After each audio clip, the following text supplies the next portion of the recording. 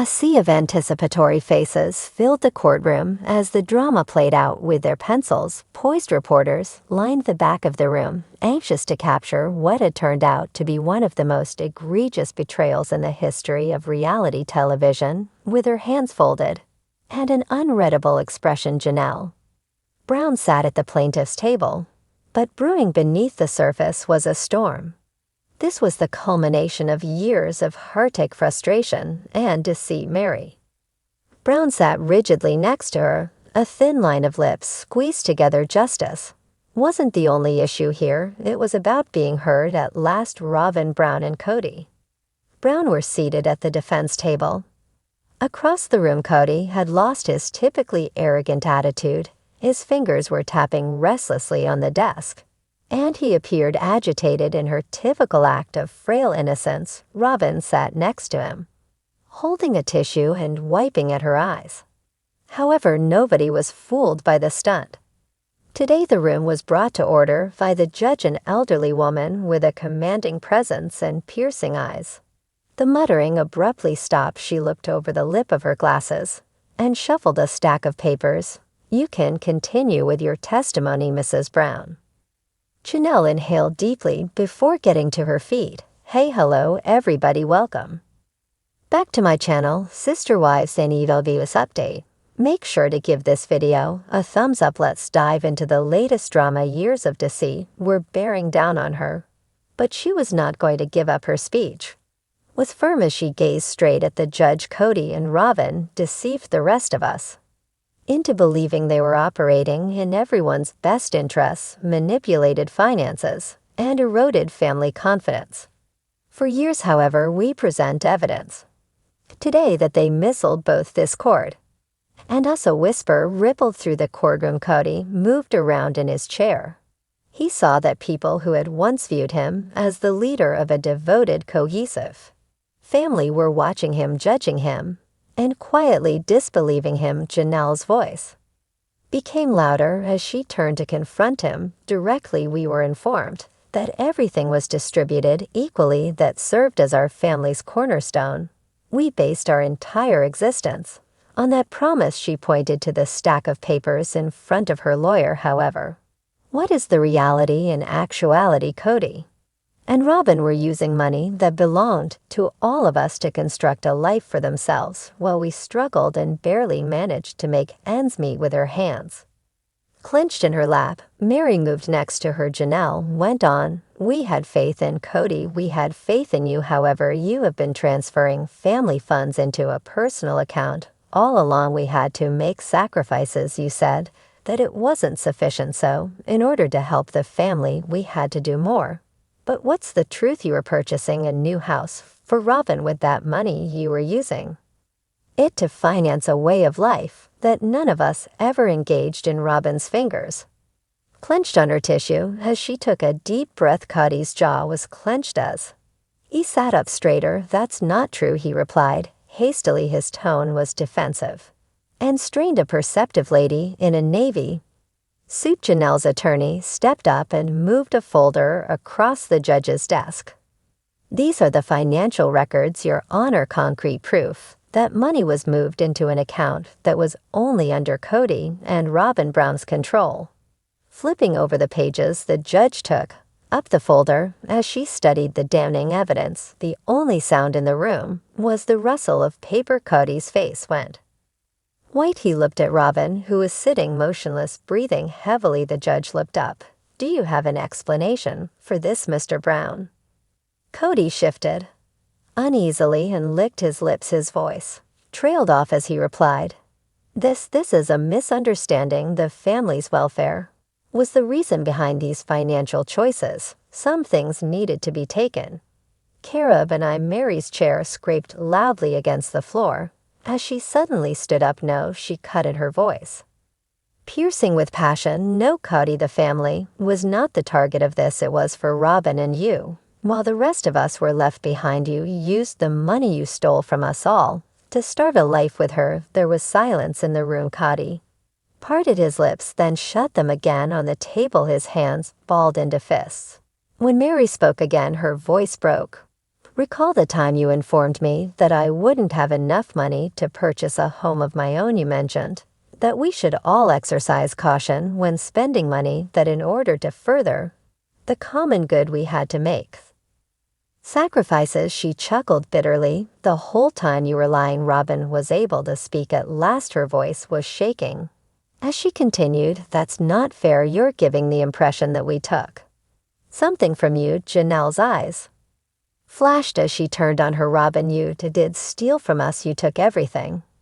And Cody did too, the murmuring had resumed, but the judge silenced them with a raised hand. She went to the plaintiff's attorney. Please go on. With a nod, the attorney produced one additional paper. Additionally, Cody acknowledges on tape that he gave Robyn more importance than his other marriages, that he defended the money transfer by saying, quote, Robyn's needs come first. Mary briefly closed her eyes, seemingly to regain her composure. Although she had always sensed it, it was a completely other experience to hear it said aloud. The judge's face was unreadable as she gazed at Cody. Do you deny making this statement, Mr. Brown? Cody took a deep breath. He scanned the room as though trying to find a way out. Before he had been able to negotiate his way out of tough circumstances. But this time, there was no way out. At last, he sagged back in his seat. He didn't respond. There was an overwhelming quiet in the room. The judge paused for a moment before continuing and concluded that Mr. Brown and Mrs. Brown intentionally misrepresented facts to this court. Based on this evidence, it is obvious that these financial operations are dishonest. These actions will have repercussions. The crowd echoed with gasps. Cody let his hands drop his head. Robyn opened her mouth, but she remained silent. Nothing else could be said. Janelle exhaled slowly at the plaintiff's table. In a moment of mutual triumph, Mary turned to face her, their eyes locking. At last, they had succeeded. The truth had been revealed. And there's more. Star of Sister Wives, once a polygamist, Robyn Brown suddenly changed her ways and adopted a traditional married lifestyle with Cody Brown. Becoming the epitome of monogamy, she seemed to have become a full tridiff.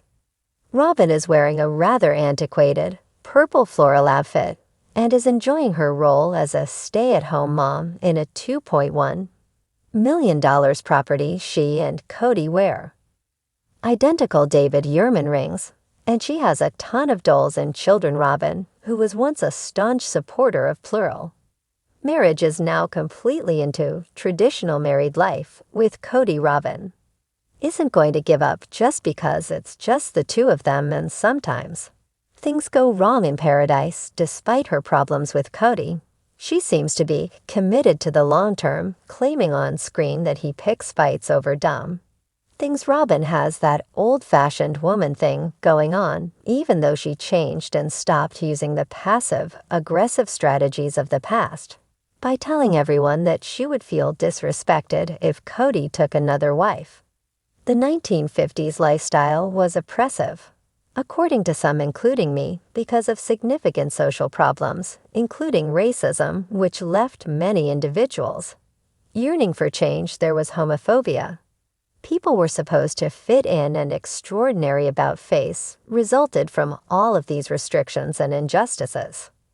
Flower power was adopted by hippies who rejected the Leave It to Beaver philosophy. In spite of all of this, some women choose to relive the 1950s, living out their dream of becoming housewives from that period. They upgrade their appliances and cook dinner party favorites like oysters, Rockefeller, and ham jello salad. Perhaps they make Manhattan drinks for their husbands who look like Don Draper. The first season of Mad Men took place in 1960, just as things were about to shift. Okay, so Cody Brown from Sister Wives doesn't look like Don, the main character from Mad Men, but aside from the frequent infidelity, Cody is incredibly faithful.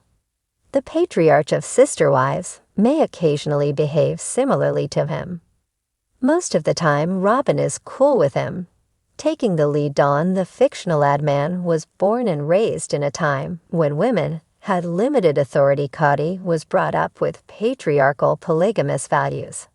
However, Cody is fully devoted to his relationship, as evidenced by the video, above in which he displays a ring that matches Robyn's. Thus, there is a connection between the Mad Men star and the reality star. Perhaps this explains why Cody and the ultra-feminine Robyn get along. Although she has experimented with jewelry creation, she seems content to be a wife and not work a regular day job. According to reports, she had more than $33,000 in credit card debt when she got married, some of which came from Victoria's Secret, a company that suffered greatly because it refused to broaden its definition of beauty until it was nearly too late. Despite Robyn's seeming opulence, the trodwife lifestyle may have drawbacks. Robyn has to make an effort to get along with a man who is frequently irritable and resentful. He is attempting to sabotage their relationship. According to her, the trodwife thing only works in my opinion, and others may disagree. When the man involved is good, not bad, a trodwife could feel overly reliant on a cruel partner if a man begins as good but later turns into a villain like Kody. Robyn Brown of Sister Wives must admit that she makes her own money from appearances on the show. She is therefore not relying on him for financial support. They have, however, disagreed on their spending patterns. He would rather conserve money, but she wants to spend more freely to improve her quality of life. Janelle claimed that during their spiritual union, Cody controlled the purse strings, and that perhaps now she needs permission to purchase the items she desires. Perhaps their marriage is still that conventional. If so, she can occasionally feel overly reliant on Cody. Perhaps she wishes to exercise her authority more, as she demonstrated when she discussed her views on monogamy. Robyn doesn't appear to be finding the same level of satisfaction from her trodwife life as she ought to. She may be missing something, even though she has the children, the jewels, the fancy house, and the white picket fence. Otherwise, according to Without a Crystal Ball on Instagram, why would she spend $70,000 on dolls that she bought on Etsy? She may simply be a doll enthusiast. But if her buying patterns are genuine, it appears that she is shopping to satisfy a need. Purchases made by shopaholics in an attempt to reduce their tension can instead result in financial difficulties. Perhaps in an attempt to please his traditional wife, Cody is spending very crazy on her YouTube channel, according to Gwen Brown. But Robyn actually needs a man who is emotionally stable and can handle life's ups and downs without being too shaken, not just another doll in a nice outfit. Cody is supposed to be the man of the house for the trad wife, but he's failing at his role, acting irrationally and displaying signs of existential dread. He is no longer the happy father of the past. Robyn probably thought he would be a happy guy who was excited to be monogamous, but he isn't. The loss of his son, Garrison Brown, is causing Cody to grieve that will drastically darken a person's perspective and alter them. It's trauma. Although there are benefits to trodwife, Robyn may be becoming tired of some of its drawbacks. It can be disastrous to hang everything on a man. If it doesn't work out, what is left for a woman? Like all relationships, trodwife is a gamble. Even though it obviously makes a lot of men and women happy, there is only the certain awareness that Robyn is not as happy as she once was. There is neither right nor wrong. In the meantime, Janelle, the family's worker bee, is establishing a new company called Tata Farms, much to Elizabeth Moss character Peggy Olson from Mad Men, like Joan Harris. From Christina Hendricks' Mad Men, Christine is outspoken and fearless, and she is forging her own path with her new husband, David Woolley Mary, who is as innocent as Alison Brie's character. Trudy Campbell from Mad Men is beginning again and displaying a little edge because of a glow-up and her worthy-up companionship. Although there are similarities between Sister Wives and Mad Men, Robyn and Cody may discover that their 1950s fantasy is no longer as realistic as their Coyote Passpike dream. Perhaps they can resolve their issues. But whether Robyn is a real treadife or not, I don't feel like they're living. They're happily ever after, given how crazy Sister Wives Season 19 has been, and how Robyn and Kody's on-screen arguments have shown the darkest aspects of their relationship. It's feasible that producers would decide to highlight Christine Brown in a potential Season 20. Kody has been sharing his experience with 4 spouses for 19 parts. Only he and Robyn remain now, along with the specters of the past that haunt them every single day. The man who pushed away 3 wives, however, has claimed that his love for Robyn is the only reason his ex-wife and their children turned against him. But it might be more complicated than that. For instance, despite the fact that 2 other women, Janelle and Mary Brown, possess shares in Kody refuses to sell the property in order to get paid they want it sold. Kody is now in charge, although he is reluctant to really drive anywhere. He's taking his time. The excitement of the concert might become electrifying if the spotlight were moved to Christine, a more upbeat cast member. Perhaps a cast reorganization is warranted. Robyn and Kody quarrel with everyone, including each other. A reality show should have some drama, but the problem is that the fights seem to be the same every time.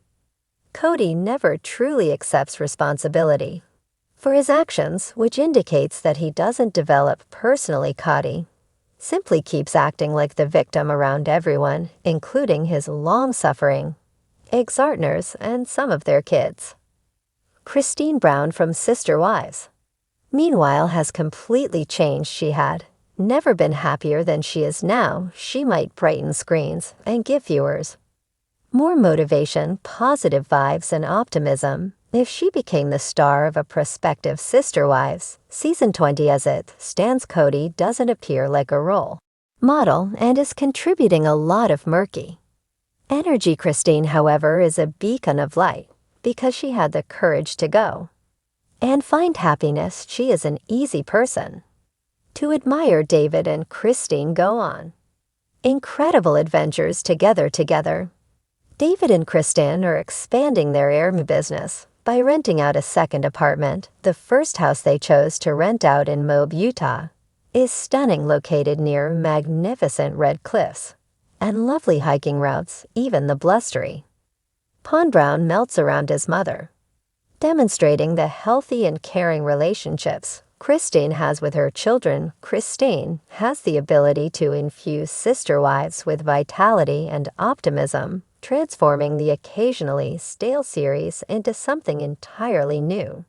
She is candid above, discussing how fear held me back. All of us must confront our fears head-on in life. The figurative monsters that attempt to sabotage our hopes or tranquility can be fought and even vanquished. Living evidence that this is feasible is Christine. Robyn and Kody might still appear on the show, although perhaps not as frequently. Everyone may benefit from the change. The show may truly end if Kody and Robyn continue to argue with the exes who are quite resentful, and if a solid decision over Kody is not made. For what length of time can people see the same scenes play out with Christine as the main character? Sister Wives might explore the idea of multiplying love in a whole different way by embracing courage, optimism, and adventure. Given that Kody is still bitter at the Brown family's demise, she seems like the ideal leader as the trailblazer who left the family in pursuit of happiness and fulfillment. He doesn't appear to realize that he was the main player in that circumstance. Maybe he never will. Remember how Christine sold her portion of Kody for a pittance of $10 to end the whole thing. A woman who is truly warm and alive like her can lead without the pettiness, for her freedom and pleasure were more important than money.